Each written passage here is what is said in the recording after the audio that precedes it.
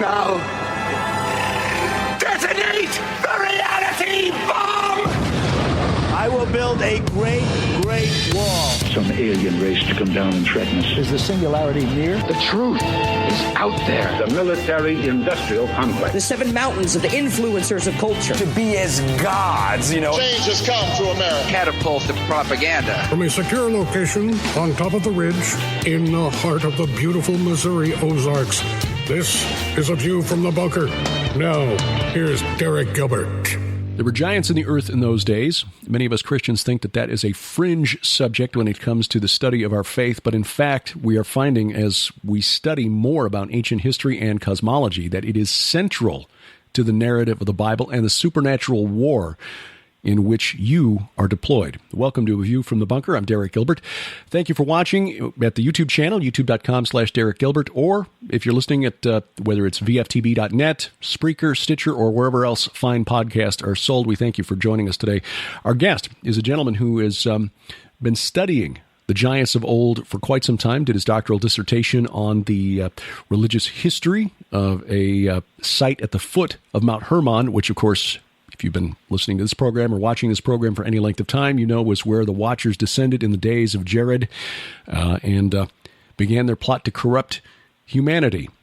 His first book was Interview with the Giant, Ethno-Historical Notes on the Nephilim, and he is getting ready to release more information, a series of essays collected under the title The Nephilim Dossier, more ethno-historical materials on the ancient giants. It is our honor to welcome our friend back to the program, Dr. Judd Burton. Judd, welcome. Thank you, Derek. Good to be here. This is a topic that we've explored often on this program. In fact, there's some places out there where you'll find comments to this podcast accusing me of being obsessed with the Nephilim.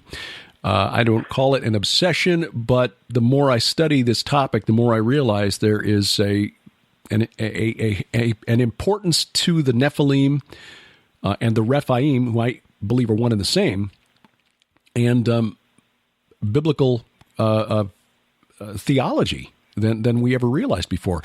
What are you finding, and how does this relate to our walk as Christians? Why is this important to us? Well, first of all, I have to tell you, this guy, Derek emails me constantly. He calls me constantly wanting to get me on. And I got classes to teach. Trying to do a show about the giants every single week. I know.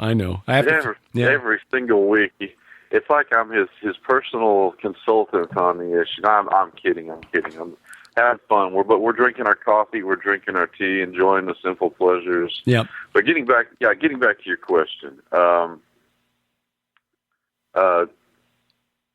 It's interesting the accusations that get thrown out about studying this sorts of material, because would you call somebody who is a specialist in apologetics or Pauline literature, Johannine literature, or obsessed with Paul, obsessed with John? Yeah. Would you call one of those guys obsessed? It's the specialization, just like any other specialization. To me, the argument just sort of ends there. Now, can that focus go off in different directions that can be considered tangential to even the study of giants? Well, of course. If things don't line up theologically, historically, anthropologically, archaeologically with the biblical narrative, yeah, then you got some problems. Mm-hmm. But I think that those of us who are really committed to this subject try our best to not veer off into the periphery of something that's already considered by many people to be a fringe topic. That is to say, we're actually trying to, maybe not explicitly, but in our own ways, we're trying to develop guidelines and prerequisites and things that we agree upon in moving this thing towards a subdiscipline or whatever title that you want to attach to it, which is it has quickly become its own discipline within biblical studies, biblical history, et cetera, et cetera. And so that's kind of the direction that I've taken with this the Nephilim dossier. is to build up more materials based on the same approach that I used in Interview with the Giant, but try and articulate some of the elements of where this discipline may be going. It's and at the end of the day, of course, it all comes back to Christ and Him crucified. So if it isn't, if that Absolutely. isn't ultimately where we end up, then yeah, we are just engaging in a sort of an academic exercise for its own enjoyment, which is fun, but ultimately not edifying for the body of Christ or for those in need of salvation, which is 100% of the world's population. So we've got that, but I think a lot of people yet fail to see why this is a relevant topic. I mean, kudos to Dr. Michael Heiser for reversing Hermann, which showed the influence of Enochic literature and which was, of course, inspired by the incident on Mount Hermon, the Mesopotamian Apkallu, the Watchers, and the evil that they wrought upon the earth, showing the influence of that on New Testament theology. In other words, Christian doctrine was really influenced and, in a sense, shaped by what happened on Mount Hermon back in the days of Enoch. So what are you finding, and what sort of directions is your research leading you these days? Well, what you said is all very true. You and I have talked on a number of occasions about the episode at Caesarea Philippi, and just how the setting would have been such a huge impact on the audience that Jesus had there. Yeah, that's the grotto of Pan, and the question that he asked Peter, "Who do you say that I am?" Yes, yeah, the establishment of the church, the gates of hell will not. To me, it's like pins in a lock falling into place, at least to some extent. But again, the direction that a lot of my work has taken, I'll probably over the last year and a half, is again trying to articulate the materials toward a kind of scientific giantology, which again, most of us are serious about this, try and stay within the confines of, certain parameters. But this is a substantive topic, like you say, it's not as if you can read through the biblical narrative without running into the issue of giants, the occurrence of giants, their various tribes and clans, and their forebears, the sons of God, the Watchers, the Egregori. So it's not as if this is some sort of fantastical rhapsody that we've all chosen to enter into. They're avocational scholars and lettered people alike who've committed serious research time and resource to trying to illuminate, trying to cast some sort of clarity on an issue that can be very problematic and very confusing, and not a stumbling block to biblical studies, but a challenge. You always need these things. We always run into things in the Bible that challenge us, and that's a good thing, because it like the word says, it causes us to prove ourselves by study. That's a discipline of the faith. It's not just something that's just made up. I like what Steve Quayle said one time. He called the giants and the material surrounding them kind of the Rosetta Stone of the Bible. They do make that's a really good way of putting it. Of the Bible, come to life and less obscure, particularly during the period of the conquest and for years after too. But again, the direction that my work has been taking again has been largely to articulate a science of giantology, and I've got a whole other book that's going to be devoted to that, probably hoping to finish that within the year. But there are all kinds of issues like certainly the biblical narrative is the grounding point, but if we're going to look at these things in a real space in real time, and chart their culture, so to speak, as I've tried to do, using largely anthropological tools, then there are other considerations that we need to make room for, such as taxonomy, such as curation. Now, explain the term taxonomy to listeners and to me.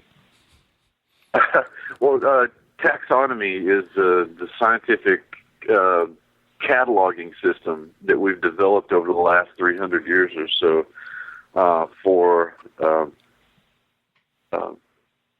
organizing all living life, essentially. Okay, so Homo sapiens, and then how do we classify giants? Right. Yeah, most everybody's familiar with the scientific name of a number of species, Homo sapiens, sapiens being the one for humans. Mm-hmm. And there are all kinds of scientific. That's the genus and the species name.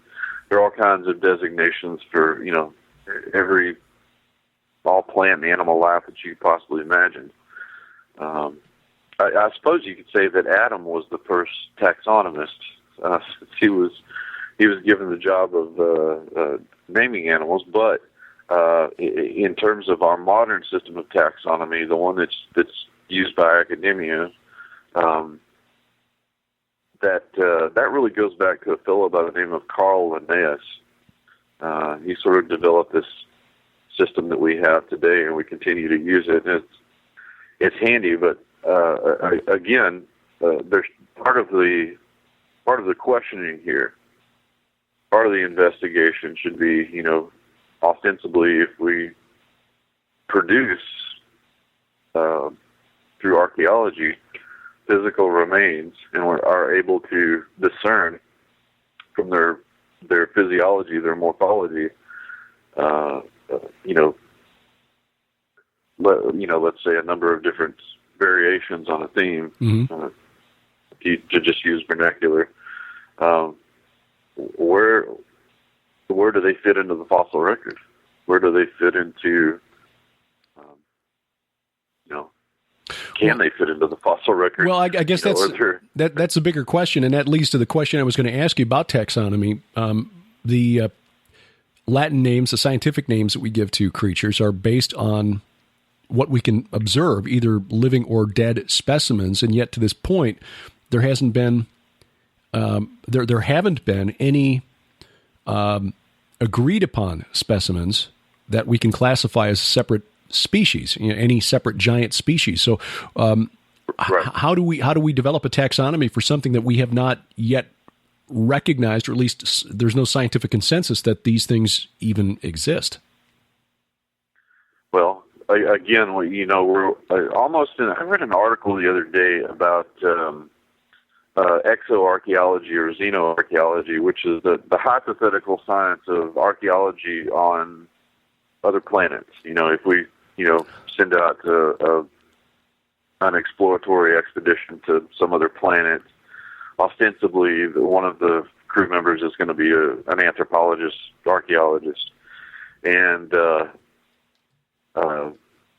exoarchaeology or xenoarchaeology is the hypothetical science of doing that on other planets. But there have been a number of papers. In fact, in the journal Space Policy, I read one the other day about dated 2011. I think is when it came out. The guy's name is Ben McGraw, I believe. But it talked about the various guidelines. What would this look like? If it was a subdiscipline of archaeology, what would it look like? And there were issues, brought up like taxonomy and artifactual typology, that sort of thing. And so, in kind of the same way, I don't want to use the word musing because I don't think that that's what it is. But in kind of the same way, you have to develop potential issues and potential research problems, if you will, in order to begin building the pieces of a scientific giantology, and part of that would be the taxonomic question.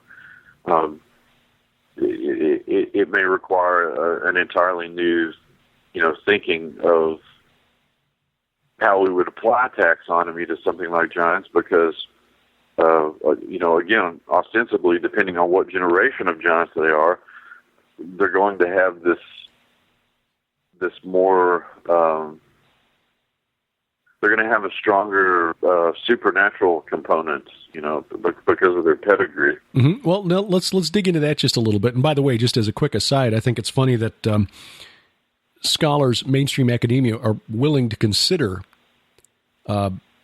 theoretical disciplines like exoarchaeology, and they're offering degrees in astrobiology, which our friend, the late Chris Putnam, described as a specialists in a science that doesn't even exist. Because as far as we know, we've not yet found any life in outer space, and yet there are astrobiologists out there who are gainfully employed.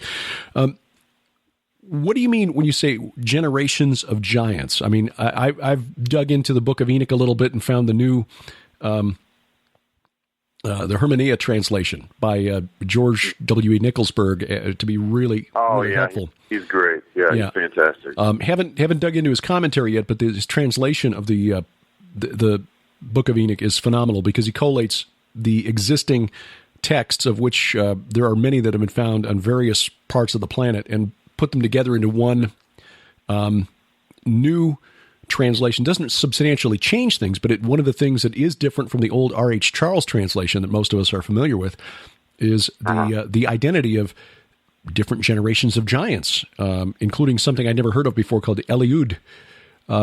So what are you talking about here? Is that what you mean when you say the generations of giants, and how do we categorize them? Yeah, I'm talking about different time periods. Antediluvian giants, post-flood giants, like the tribes and clans that are mentioned in the Old Testament. Okay, the Emim, Zanzumim,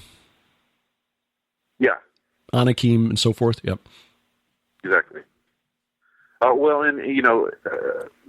Because I believe that there was a diaspora of giants into the rest of the world in the beginning in the late Bronze and early Iron Ages. You're looking, with each generation born, especially if there's intermarriage with humans, or intermating with humans, then you're going to have a degradation. That's ostensibly you're going to have that degradation of the supernatural element that goes back to the original angelic pedigree. Right. And to timestamp things for people not familiar with those terms, the late Bronze, early Iron Age, that would be about 1000 BC, about the time of King David? 1200 BC is usually the watermark start of the Iron Age. So that's the time of the Judges. That's sort of general. Yeah, the time of the Judges, about the time that Gideon and his 300 were defeating the Midianites and so forth.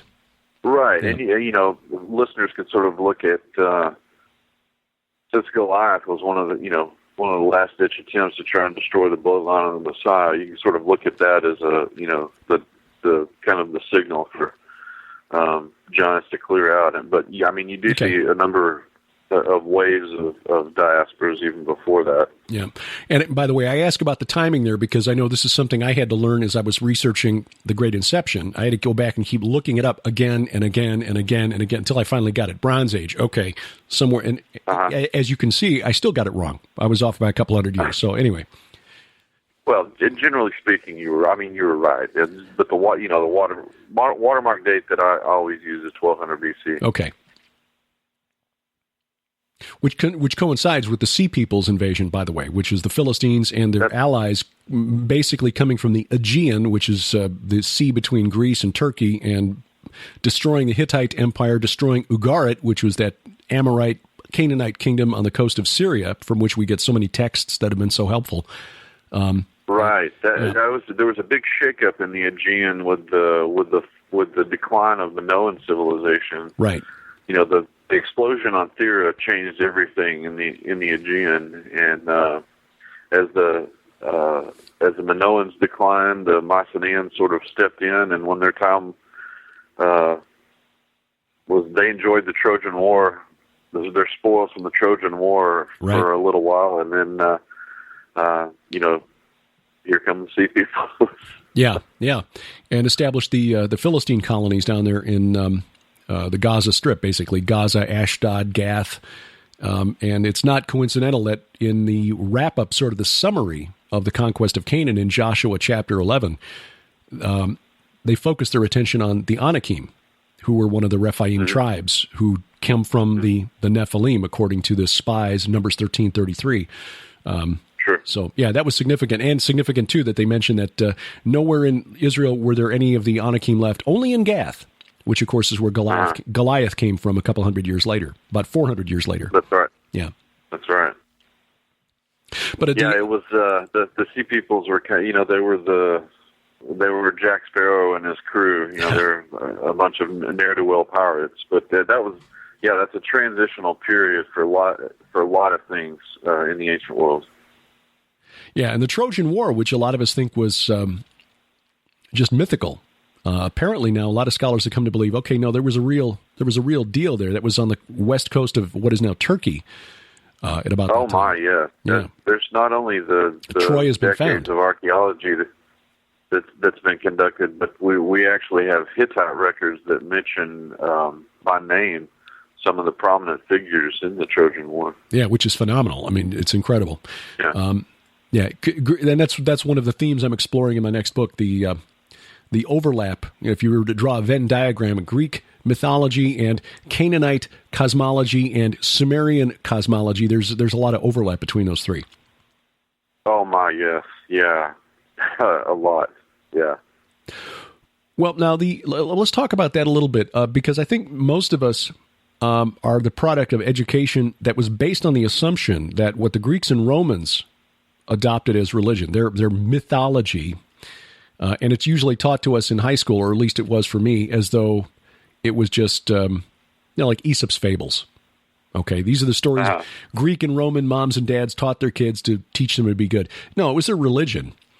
And there was sort of an assumption, and correct me if I'm wrong, but it seems that there was an assumption that all of this grew out of Indo-European culture, that there was no origin in the Levant or the ancient Near East, Sumer, Babylonia, Acadia, the Assyria, that had nothing to do with it. The fact that the chief god of the pantheon of the Canaanites and the Greeks happened to be the storm god and shared a holy mountain there in what is now modern Turkey. That was just coincidence. Right. It seems like that's been flipped on its head with modern scholarship, that it's pretty clear that what the Greeks and the Romans adopted came straight out of Babel.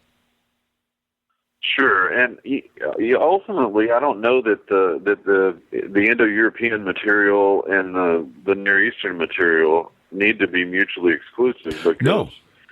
Indo-European scholars like J.P. Mallory and Marios Gimbutas wrote extensively about this triad of deities that was pretty universal amongst Indo-European. And when we say Indo-European, we're talking about peoples thousands of years ago that were steppe tribes in Central Asia. And many of the languages of Europe and Asia, in fact, most of them descend in some way from the various waves of migration from Central Asia. But yeah, one of these sort of archetype gods was a sky god that the Indo-Europeans worship. And he for the longest time, the idea was that Zeus, since we're looking at Greek mythology, would have been the interpretation of that sky god in Greece, and in India it would have been Indra, and amongst the Romans it would have been Jupiter.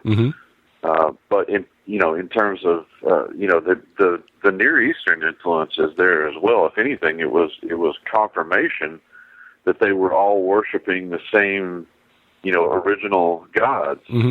That those of us in the giantology community have been writing about to one degree or another. So whether we're talking about Bel Hadad amongst the Canaanites, or this nebulous sky deity that the Indo-Europeans worshipped, and their later descendants, the Greeks and the Romans, I think ultimately we're talking about the same. It kind of comes full circle. We're talking about the same sky deity that seems to sit at the top of these pantheons. But building on that, it's also it's a quantifiable thing. It's not something that's just been hypothesized. That there have been several periods, 2 main periods, in fact, of what scholars call Orientalizing from the ancient Near East, this influence on the Aegean world, on the Greek world. One is during the Mycenaean period, and of course there are other smaller ones because there's a lot of traffic between the Aegean, a lot of trade, a lot of money to be made. In fact, whoever controlled in the ancient Aegean period, when the Minoans and the Mycenaeans were around, whoever controlled that traffic was top dog. And the Minoans were on King Minos. The Minoans were on the island of Crete or Cyprus. On the island of Crete. But they had colonies. They had outlying colonies in the islands of the Aegean, and if memory serves, they did have a presence on Cyprus. Okay. But the myth of King Minos talks about Minos had to exact a tribute from the mainland of 7 young men and 7 virgins to feed to the Minotaur. Well, that may actually have been a real thing, but it may also speak to the fact that the Minoans were politically and economically dominant in the Aegean. But neither here nor there. The point that I'm trying to make is that there are very chartable, quantifiable periods of this influence on Greek culture, Hellenic culture, and even the older Aegean civilization culture from the ancient Near East. A good piece to look at are the kinds of redware that were produced during the colonization periods and the Archaic period in Greek history, which would have been between about 800 BC and about 500 BC. The Athenians and the Corinthians, all the city-states were kind of in competition with one another. But one of the main products that all of them made was this stuff called redware. And it was kind of all-purpose pottery, people bought it all the time. But the Corinthian stuff was slightly more popular, and it was the most successful selling product of the period, if you will. And it was a little more exotic because you would find elements of Near Eastern mythology in its artwork. You'd find cherubs and sphinxes and bullmen and things like that. Yeah. So that's just one example of this influence of the ancient Near East on the Greek world. One of the things I find, sorry to interrupt, but I want to jump off from this, the mention of the Minotaur and the bullmen on this artwork, because that's one of the aspects of the research I've been doing. And this gets us back to the old gods and also then jumps back to the giants. Sure. The sky god, or the storm god at the top of the pantheon in Canaan, Baal or Hadad, Zeus in Greece, Jupiter in Rome, but also in other places in the Hittite or Hurrian civilization, which was Indo-European in what is essentially now northern Assyria and Armenia, had to defeat a sky god that preceded, or rather a grain god. With Jupiter, it was Saturn. With Zeus, it was Kronos. In Baal, in the Canaanite culture, the Baal cycle, you don't see it explicitly, but you do see that the chief god or the creator god of the Canaanite pantheon, El, whose mount of assembly was on Mount Hermon, incidentally, had tried to pass the kingship to other sons of El. And Baal, interestingly, in the Canaanite pantheon is called son of Dagon. So the El, so you get this tension because El apparently didn't want Hadad or Baal to become the king of the gods, but rather preferred Yam, the god of the ocean, or Mot, the god of death. And Baal had to battle both of them to win the kingship away from them. But in the Greek, cosmology, of course, Zeus went to war with Kronos and the Titans and condemned them by sending them down to Tartarus, where they were imprisoned. In the Hurrian civilization, the storm god Teshub had to battle Kumarbi, who was the grain god, and sent him down. The Hurrians and the Hittites had this concept of former gods. In fact, in the Hittite civilization, they called the cosmology, they called them the Anunnaki. The Anunnaki were the former gods who were now judges in the netherworld, which even in Babylonian cosmology was the ultimate destiny of the Anunnaki. They had originally been the great gods of the pantheon, but by the time of the Babylonian kingdom, founded by Amorites, Hammurabi the Great, the Anunnaki were judges of the underworld. So you had this pattern repeated where younger gods would overthrow older gods. Right. In the Greek cosmology, and I focus on this a lot because they were the closest civilization to the Canaanites, Kronos, whose name, according to Ugaritic scholar Nicholas Wyatt, University of Edinburgh, points out may have a bovid origin because the Hebrew word Keren, Qeren, may be the origin of the name Kronos, which indicates, bull-like or horns. Isn't that interesting? Because if the syllabic element there is steady, then you've got horned deities like Cernunnos in Celtic mythology. Right. I'm sorry, I didn't mean to interrupt you. No. I wanted to interject that because that's very interesting. Yeah, in the Ugaritic, the word is the cognate to the Hebrew Keren is Karnu, Qarnu. So again, as this was transliterated and adopted by the Aegean people, the Greeks, far to the west, it's possible that this name may have been transliterated into Kronos. Now, scholars agree that Kronos is a cognate, same position in the pantheon as El in the Canaanite pantheon, who is referred to in the Ugaritic texts as the bull or bull El. So you've got this bovid imagery that's consistent. You've got you mentioned the bull men. That's a demonic character that goes back to the Akkadian period in the the mid-3rd century BC, so 2200 BC, during the time of Sargon the Great and his descendants, Naram Sin. This imagery, and this gets back to the actual name of the Titans themselves. As scholar Amar Anus, the Estonian scholars, pointed out, the etymology of the Greek, the name of the Greek gods, the Titans, the ones who were sent down to Tartarus, is derived from the name of the ancient Amorite tribe, the Ditanu or Tidanu, which scholars believe comes from the Akkadian word for bison. So you've got this bull imagery, these bull demons, the Kusaraku in Akkadian cosmology, the Minotaur in the Minoan civilization. This theme that seems to be running through all of this, and of course, if we go ahead. I'm sorry. No. Go ahead, Derek. I'm sorry. And bringing this back around to the giants, if in fact El, Kronos, Jupiter, Kumarbi, these elder gods who were sent to the underworld by the younger generation of gods, is just a twisted version of what happened on Mount Hermon when Yahweh, according to 2 Peter 2:4 and Jude, confined the angels who sinned, the angels who kept not their first estate, by chaining them in gloomy darkness until the judgment.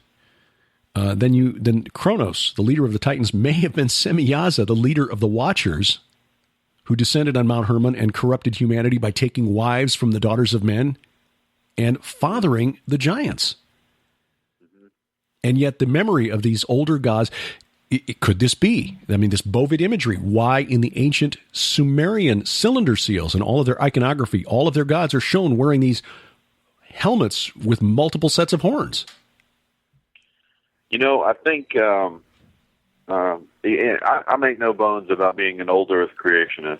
I'm perfectly fine with an old Earth. I think, to my mind, it lines up fine with the biblical timeline. But I'm certain I'm not an evolutionist, not a Darwinist at all. I just want to say that. Mm-hmm.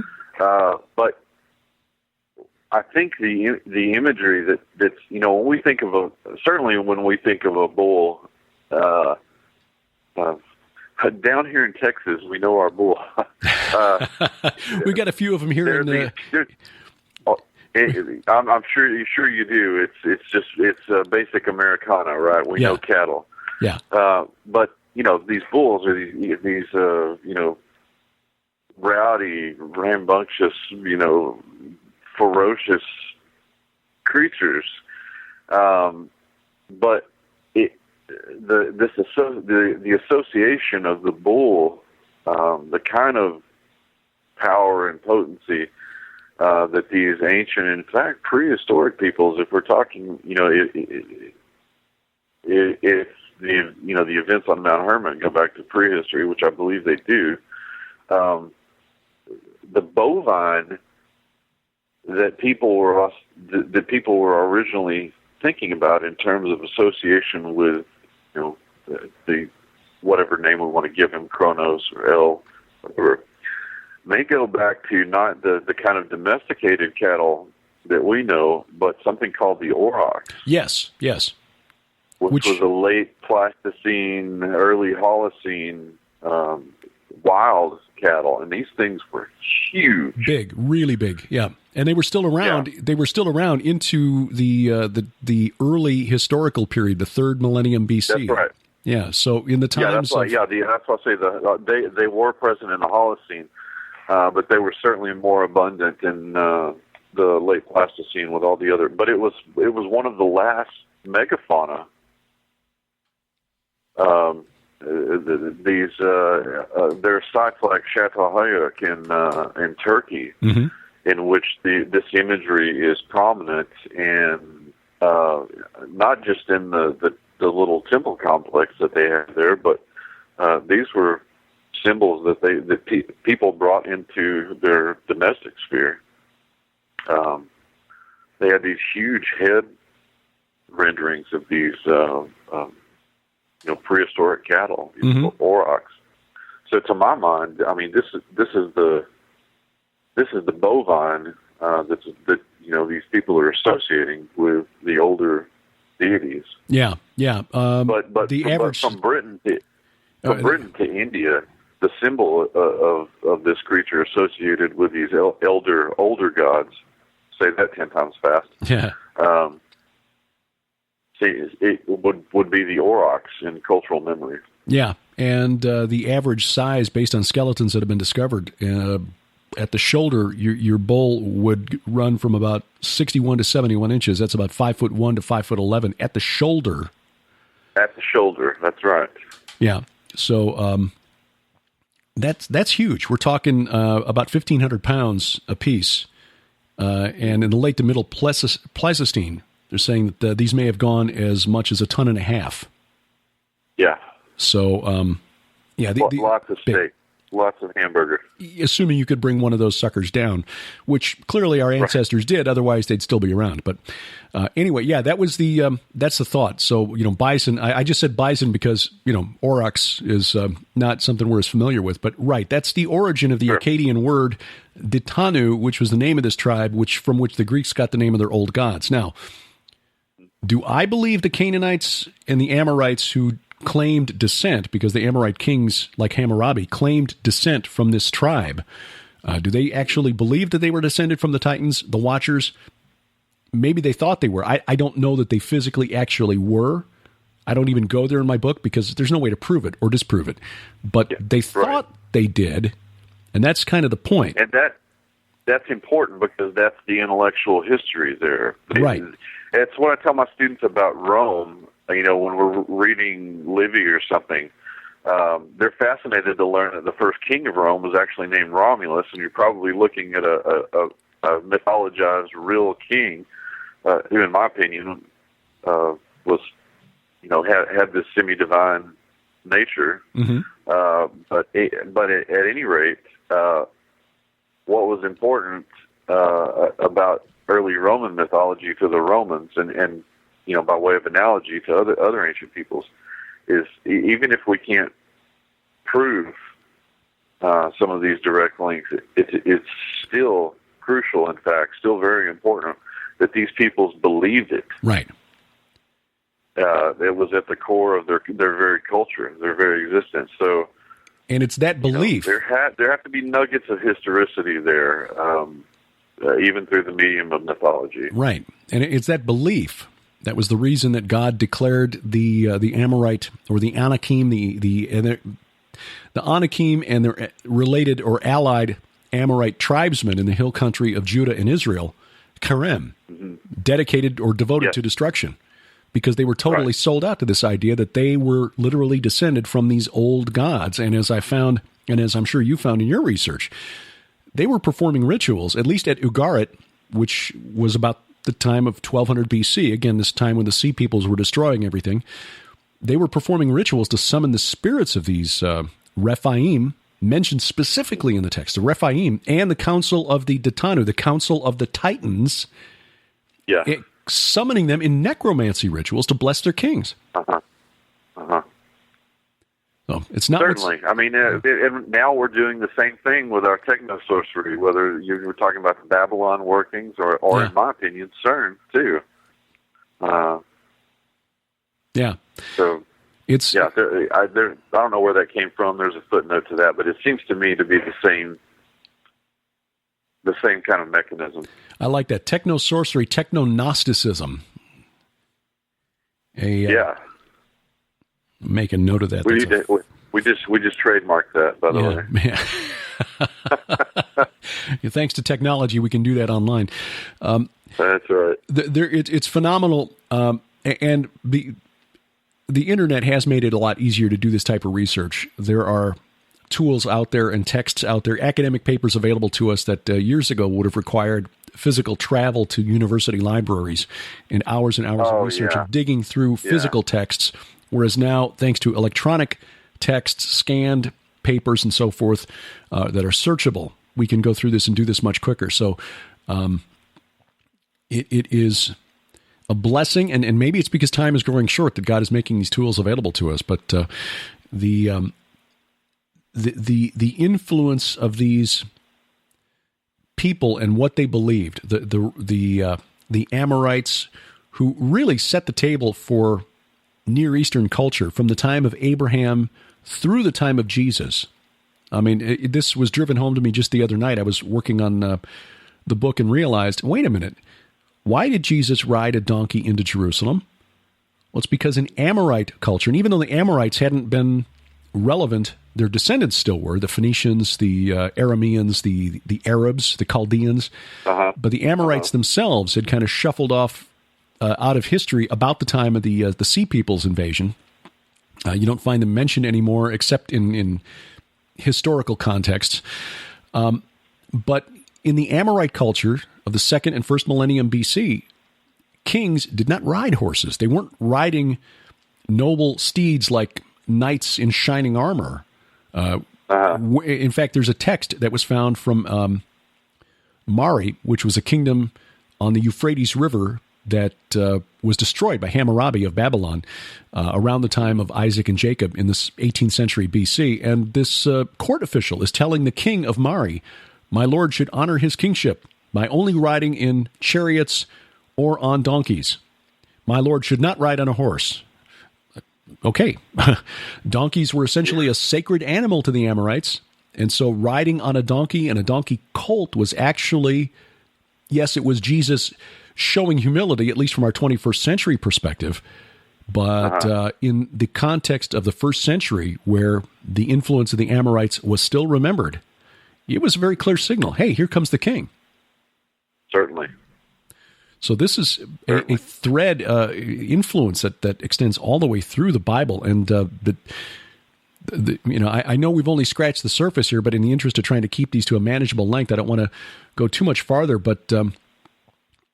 or too much longer with this conversation. But the thing I'm finding is that this veneration of the dead, think Isaiah 14, the shades who rise up to greet the rebel from Eden as he is brought down to Sheol to become Lord of the dead.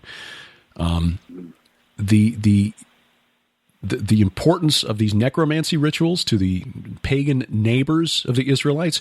Not only were they summoning the Rephaim, the ancient kings of old, the men of renown, if you will, to refer back to Genesis 6, they had regular monthly rituals where they had to summon their ancestors through necromancy rituals to a meal.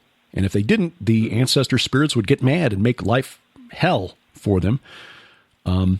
This is really important, not only in the development of theology, but it's also plays a key role in Bible prophecy. At least that's the case I'm going to make in my forthcoming book. And I would go further and say that those same rituals were transplanted in the diaspora of these giants when they became the gods of other civilizations, and you might say that they became exponentially hungry, especially when you look at the blood sacrifices of the Maya, the Aztec, the Toltec, and ostensibly the Olmec. Okay, all right. So, in other words, extremely bloodthirsty gods and ancestors. Now here's another aspect of this. The god I didn't mention, who was most known for human sacrifice in the Bible anyway, is Molech. And, Molech, who is in the Ugaritic texts equated with Rapayu, because they reign from the same two cities as Og of Bashan, Ashtaroth and Edrei. Rapayu's singular form of the word Rephaim. But that sacrificial aspect of his worship was transferred to the god of the Phoenicians, the chief god of the Phoenicians, Baal Hamon, especially at Carthage, but also the Tophets that were ascribed, the Tophet that was ascribed to Molech in the valley of Hinnom, Gehenna, near Jerusalem, where the king Manasseh passed his child through the fire. Tophets have been found not just at Carthage in North Africa, but at sites on Sicily and Sardinia. We hope to visit one or two when we're in Sardinia in May with Steve Quayle and Timothy Alberino. But Baal Hamon, according to scholars, is equated with Saturn, with Kronos, and with El. So interestingly, now you've got this leader of the Watchers who, as part of his punishment, was not only chained in Tartarus, but had to watch the physical death of all of the children that the Watchers fathered on human women. Mm-hmm. And those are the spirits, according to the book of Enoch, who were condemned to wander the earth, not allowed in heaven, wander the earth until the judgment. So those demonic spirits are still with us. But the God who led this rebellion on Mount Hermon, now accepting the sacrifice of human children, as the Phoenicians spread westward in the first millennium BC, from Tyre to Carthage to Spain and Sicily and Sardinia and other places in the Mediterranean. Could this be, and this is speculation, Judd, but is it possible that this God was demanding human sacrifice? And in the diaspora, if you extend that to the Americas and say, well, maybe that's the origin of the... I believe so, and I think he's still maintaining residence in the good old USA. Well, yeah, 60 million unborn. Yeah, when you look at the number of abortions that are conducted on a daily basis, just in this country alone, I think it's pretty safe to say. We turned it into an assembly line practice. In terms of the ancient phases of American civilization, yes, both the Maya and the Aztec especially believed that it took human blood to feed the gods so that they would be placated enough to keep the natural cycles going, whether that was the movement of the sun or the planets and stars or, the weather. And it was, in the case of the Maya, and I won't dwell too long on this, but in the case of the Maya, they were killing off each other for the longest time, the sort of harmonic convergence, hippie commune model of the Maya was the foregoing hypothesis in Mayan studies, but archaeology has since revealed that they were warring. The city-states warred against one another. They took each other as captives, and then offered the bulk of them up as sacrifices to Shak or Tlaloc or Kukulkan or a host of the other Mayan deities. The Aztec too, offered. I mean, they were fighting other tribes, but they offered, the same copious amounts of sacrifices throughout the course of the year. So, and the ones, I mean, it all breaks your heart to read about it, but the ones that really, really break my heart are the children, that were offered into these cenotes, these sinkholes that had filled in with water that the Maya used as water sources, but they were also thought to be openings to the underworld, the world of the god Xibalba, to the abyss, and the remnants of human children and infants have been found in these cenotes. Yeah, you're right. Hippie commune type civilizations don't have walls built out of human skulls. No. Yeah.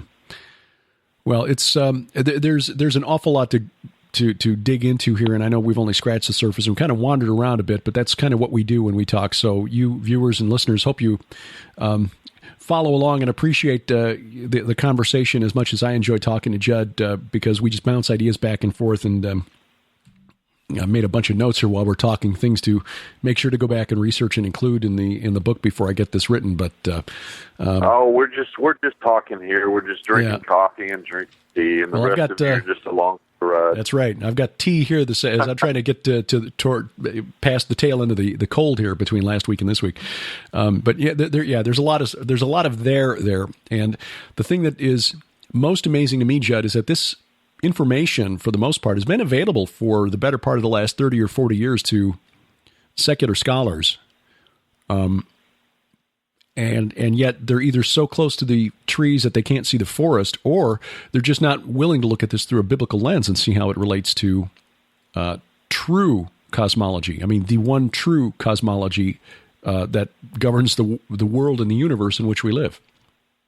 Well, and these are the kind of comparative mythological studies that give more insight to the biblical narrative, I think. And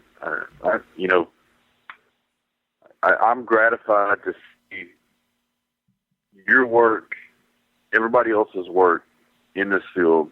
We're all kind of bouncing off of each other, and we find out that we've been, the Holy Spirit's been leading us to work on similar projects, and we're confirming and corroborating. And so, I'm just excited to be alive in a time like this, where, like you say, we've got resources that we couldn't have dreamed of even 10, 20 years ago. Right.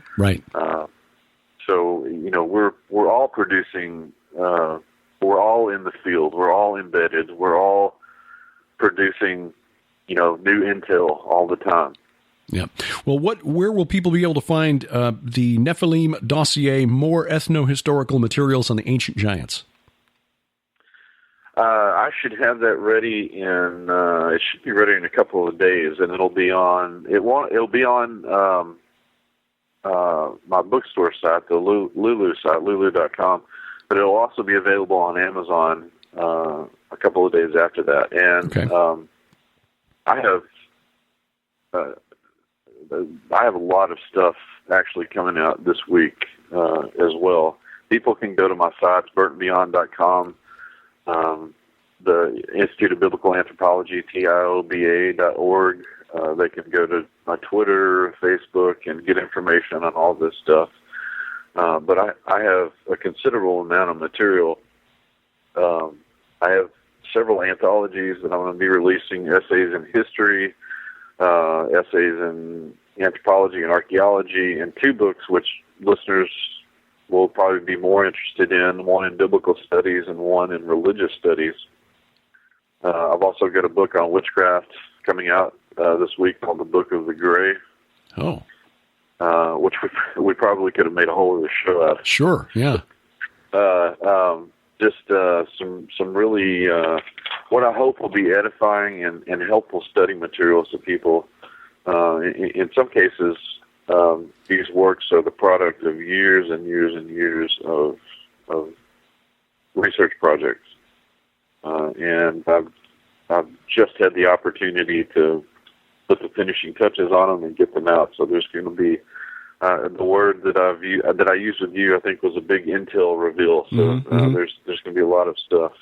I've got a Bible almanac that I'm going to be putting out this week. So very cool. All kinds of study material for people. Much of it Nephilim Watcher related. Some of it more general in terms of the history and anthropology material.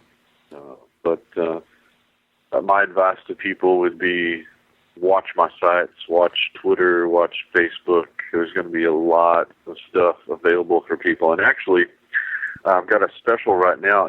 If folks have not read Interview with the Giant, for a limited time, I've got this available as an ebook for $4.99. And people can go to Payloads, PAYLOADZ.com, and look up Interview with the Giant. But that's not where I'm stopping, because I think this material is timely and it's important. Mm-hmm. And if you read off of your tablet or iPad or phone or whatever, this may be the venue that you want to use. I'll also be making available The Shepherd's Sling and my recent book on Paneas, Caesarea Philippi, right? Which is, again, pertinent to the story of the Watchers and the giants in Mount Hermon, the events of Mount Hermon, right? And the episode of Jesus coming to Caesarea Philippi. This stuff is going to be available for a steal. So, and I'm doing this because I believe this material is timely and important, and I want to make it easily accessible for folks to get a hold of it. So, it's almost euphemistic at this point to say that there's a lot of stuff coming out from Burton Beyond at the IBA these days. But just be watching, and thank you guys out there for all your support. I appreciate it. There's more coming out, so be watchful. I will put the links in the notes, both at vftb.net, or if you're watching this at YouTube, youtube.com/Derek Gilbert. Just look below the video at the description, and you'll have links to all of these places where you can find Dr. Judd Burton's research and, of course, the latest, the Nephilim Dossier, more ethno-historical materials on the ancient giants. Judd, we don't do this often enough. This is a fascinating conversation, and we'll make a practice of doing this more than once a quarter. Yeah, absolutely. Now, I owe Judd an apology because this program was originally supposed to be up a couple of weeks ago, but I had an opportunity to interview Dr. Timothy Furnish a couple of weeks back, and I thought that was time sensitive because of the recent declaration by Recep Tayyip Erdogan of Turkey that Muslims needed to come together with a joint united military effort against Israel, and that seemed like that was relatively important to get address that right away. And then we had the conference in Dallas. I guess I did post a program that weekend, but then with Resurrection Sunday last weekend, this was delayed by a couple of weeks. So apologies to Judd, because it's been a little longer between the interview and this program than I thought. But bottom line is you'll find links to his website and his books, including the newest that we discussed during the program, in the show notes at vftb.net. If you're watching this at YouTube, youtube.com/Derek Gilbert, you'll find that in the notes right below this. Couple of quick things to tell you about as we are preparing for our dance card getting really busy for the rest of 2018. Of course, Sharon and I are going to be gone the month of May in Israel and Rome, as we'll be on tour with Mike Heiser in the Holy Land, May 6th through the 16th or thereabouts, and then a few days, in Jordan, visiting sites there. And then from the The 18th of May or 19th of May through the 26th of May, we'll be in Rome and then Sardinia with Steve Coyle and Timothy Alberino. We'll be filing video reports from the road as time and bandwidth allows, but no promises at this point. We just don't know how the schedule is going to shake out. This will be our first trip like this, so we're not quite sure how much access we're going to have to the internet and how much energy we're going to have at the end of any given day. So just be patient with us, but we'll also be posting a lot for Skywatch TV on this tour, because a lot of what we're going to see relates to the research that I'm putting into my forthcoming book, which, God willing, and if all plans hold, should be out by August. And I think it's going to be, well, I'm excited about the information that this book is going to contain. So a couple of conferences to tell you about. We are going to be at the Hear the Watchman Conference, Long Island, August 9th through 11th of 2018, August 9th through 11th, 2018. This will be an interesting event because it's going to include a tour of the Montauk facility. This is Camp Hero, the Air Force Base, now closed, at Montauk, Long Island, that has given rise to some modern myths that inspired the hit Netflix series Stranger Things, stories of research into parapsychological things, telekinesis, teleportation, mind control sorts of things. We're going to get a tour of that. This is an optional thing. There will be an additional ticket required, but a bus tour from the conference on Sunday afternoon will go to Montauk for that. But the speakers at this conference, again, just a wonderful lineup. Henry Groover, L.A. Marzulli, Dr. Michael Lake, Pastor Paul Begley, Russ Dizdar, Pastor Casper McLeod, Coach Dave Daubenmeier, who did a wonderful, wonderful presentation in Dallas. Pastor Carl Gallup's our good friend, and Sharon will be there with me. I'm honored to serve as the MC for this event, so we're looking forward to that. Information and registration online at hearthewatchmen.com. That's hearthewatchmen.com. Of course, you know about the upcoming conference in Branson, Missouri. That's the Transhumanism and the Hybrid Age Conference. That is True Legends, Steve Coyle, Timothy Alberino. Tom Horn will be speaking. Sharon will be one of the featured speakers, drawing on her experience as a molecular biologist to talk about, the dangers of transhumanism, the false promises of salvation through science. That is September 14th through the 16th of 2018. And for that is selling out quickly. It is an amazing facility, the Mansion Theater there in Branson. So we hope we can see you for that, September 14th through the 16th. Gen6.com is the place to go for information there, gen6.com. And then finally, another new conference that this will be our first time attending, the Southwest Radio Church Annual East Coast Prophecy Conference. This is coming up in May.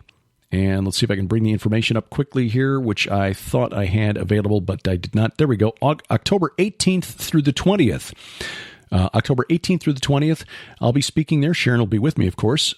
This is at the Wyndham Gettysburg, Pennsylvania, October 18th through the 20th. Tom Horn, Joe Horn, yours truly, Dr. Larry Spargimino, Dr. Bob Glaze from Southwest Radio Church, and you'll find information and registration at their website, swrc.com. That's SWRC for southwestradiochurch.com. So, again, things are picking up very quickly, and hopefully we'll have another one to tell you about in the month of August coming up before too long, and look forward to that. That would be in Texas, but as soon as I get confirmation, I will pass that along. Join our weekly Bible study. That is the Gilbert House Fellowship. We post that every Sunday at gilberthouse.org.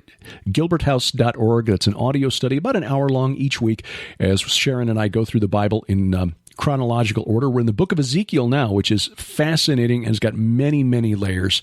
Not just Ezekiel 38 and 39, not just Ezekiel's wheel in chapter 1 and chapter 10. There's a lot of stuff in between those chapters, and we're in the middle of trying to sort through it right now. You'll find all of our archives for free going back to Genesis 1:1 at gilberthouse.org.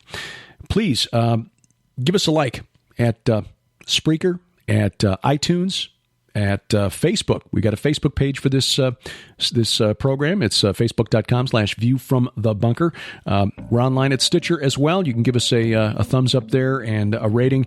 And we remind you that A View from the Bunker is a production of Gilbert House and available from through a Creative Commons Attribution Non-Commercial No Derivatives 4.0 international license. The opening theme is by Kevin MacLeod. His website is incompetech.com. The closing, the opening announcer, that is DC Good. The closing by, just generic stuff that I pulled off of GarageBand. So remember, we wrestle not against flesh and blood. I'm Derek Gilbert, and this is A View from the Bunker.